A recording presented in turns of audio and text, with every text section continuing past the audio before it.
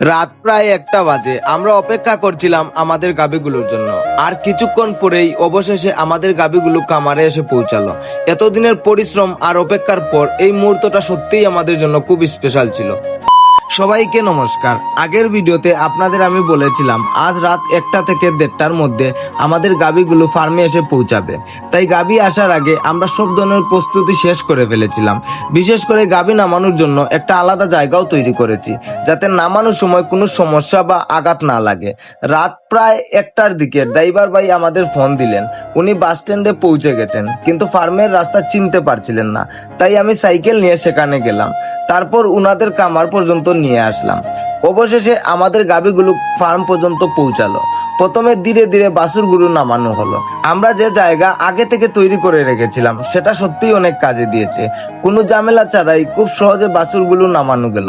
তারপর বাছুরগুলোর জন্য যে আলাদা জায়গা আমরা বানিয়েছিলাম সেখানে ওইগুলোকে রেখে দিলাম। এরপর একে একে গাভীগুলো নামানো শুরু হলো। আর সত্যি বলতে গাভীগুলো খুব শান্ত ছিল। কামার পর্যন্ত আনতে কোনো সমস্যা করেনি, যা আমাদের জন্য অনেক বড় একটা স্বস্তির বিষয় ছিল। গাভীগুলো কামারে ঢুকার সাথে সাথে আমার মা ওদের মাথায় সিঁদুর দিলেন। আমাদের এখানে নতুন গাভী বা বকনা আনলে এইভাবে আশীর্বাদ করা হয়। গাভীগুলো আসার পর আমরা সাথে সাথে কোনো খাবার দেইনি। প্রায় 30 মিনিট শুধু রেস্ট নিতে দিয়েছি, কারণ এত লম্বা জার্নির পর ওদের শরীরটা একটু শান্ত হওয়া খুবই জরুরি ছিল। 30 মিনিট পর আমরা ওদের সাদা পানি দিলাম আর সাথে হালকা ভুসি মিশিয়ে দিলাম। তখন ওরা খুব তৃষ্ণার্ত ছিল, সাথে সাথেই খেতে শুরু করে দেয়। এরপর আমরা শুধু খড় দিয়ে ওদের রেস্ট করতে দিলাম।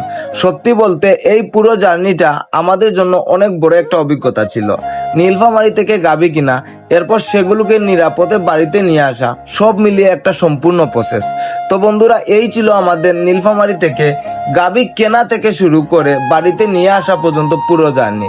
আগামী ভিডিওগুলোতে আপনাদের দেখাবো গাভীগুলো আসার পর কি ওষুধ দেওয়া হয়েছে আর কিভাবে আমরা ওদের জার্নি থেকে রিকভার করাচ্ছি। আপনারা সবাই আমাদের জন্য আশীর্বাদ করবেন। আমরা আমাদের সর্বোচ্চ ইনভেস্ট করে গাভীগুলো এনেছি, যেন সুস্থভাবে ওইগুলো পালন করতে পারি। ধন্যবাদ এতক্ষণ সাথে থাকার জন্য।